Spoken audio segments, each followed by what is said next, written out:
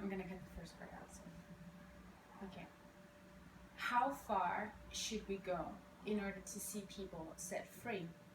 And when we know that people they live with superstition in their life, they have wrong beliefs and patterns in their life that they could be set free from, like how far are we as Christians willing to go in order to see them set on a path to freedom? As a missionary myself, I've traveled in many different cultures and I've seen a lot of different practices that sometimes can make me worrisome.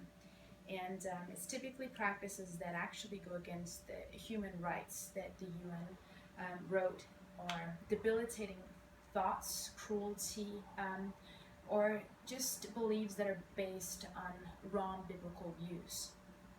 How far should we as Christians then go, or be willing to go in order to see people set free? And one of the things that we ought to think about is we don't want to be offensive, but at the same time we want to do something that's dramatic enough for people to understand that what they do is not necessarily truth or right or helping them.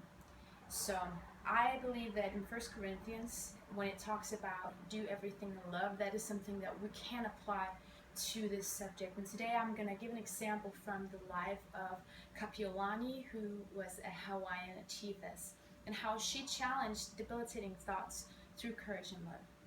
So my statement, my thesis today will be that as Christians, we're perfectly allowed to challenge traditions if the traditions, they go against truth and love and what is right. So I will go through the life of Kapi'olani first and tell a little bit about who she was, who she were, and how she became when she became a Christian, and also how she challenged the Hawaiian view of the Hawaiian goddess called Pele. And while I'll tell you about that, I'll also transition over to what we can learn from her life. So I live today in Kailua Kona in Hawaii. And Hawaii has a very rich history of tribes and royalty, wars, and gods too. And one of the gods that the Hawaiians to this day still believe in is Pele. And Pele, she is a goddess, the goddess of the volcano. The volcano Kilauea is the volcano in which she's believed to be in. And one of the ways that they demonstrate their belief in her is through not eating certain fruits, and also they believe that she punishes people for going against her. So she punishes through violence, which is the volcano breaking out, and destruction such as earthquakes. So the Hawaiians have a very strong belief in their gods, and it was a very brave thing for Kapi'olani to go up against that.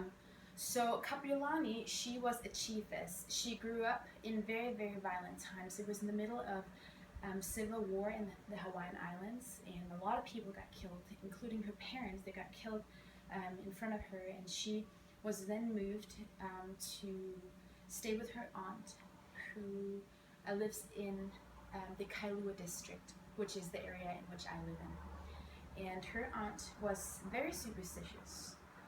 And she taught Kapi'olani how to live according to the superstitions that she believed in, which is called kapu.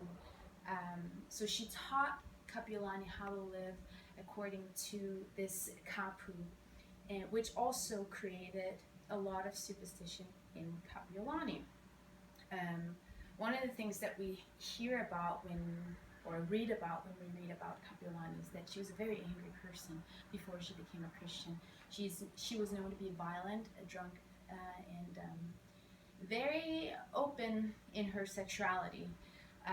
Christian missionaries have recorded seeing her on the beach.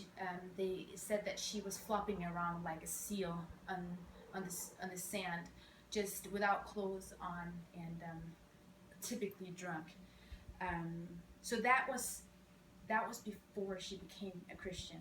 But that lifestyle completely changed when she became a Christian. And what we see is that in the history of time that missionaries started coming more frequently to the Hawaiian Islands, and she also started growing a lot in her spiritual leadership.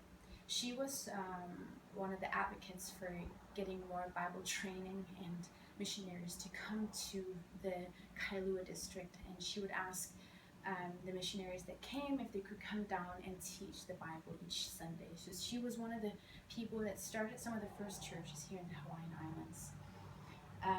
As she started to learn more about the Bible, started to learn how to speak English and read, what she learned stirred up a lot of feelings in her that she wanted to set the Hawaiians free from their superstition. So what she did was that she planned this long walk with all the people from her district that attended church with her, and it was a 60-mile walk over the Hawaiian steppes, where they would walk to the volcano in which Pele was believed to be in. And she walked there and she challenged the priestesses of the volcano. One of the things she did was that when the priestesses began to curse her in the Hawaiian language, she responded by reading scripture to them, which completely set them. They were completely astonished by the words that she spoke. The second thing she did was that she started eating the fruit, which was believed to kill people if they hadn't already offered something, a sacrifice to Pele, which is the fruit called oleo, and it was supposed to be sacred to Pele. But she ate it and she was not killed by it. And the third thing that she did was that she walked down into the volcano crater and came back alive. And what we can learn from Kapi'olani's story is that she did not do anything supernatural in order to challenge these wrong beliefs. She just did what was logical, but she did it through love and courage. And her demonstrations were not done just to provoke, but also to set people free. And it should be possible. It should be possible to question ideas. It should be possible to question strongholds that people believe in, though they're superstitious and though they're wrong and though they might be a malpractice of the Bible or something that's even cruel. We should be able to question that mindset through love and through courage. And as I said earlier, I do believe that Christians, they're perfectly allowed to question things that are a tradition to cultures, or a tradition even in our own culture, if it's something that we can do through love and that we can set people free from. So this speech, hopefully, I've encouraged you to think about how you might be able to question or challenge the ideas of someone, maybe a friend, maybe a family member, someone's life, where you could help them be free from that. Thank you for listening.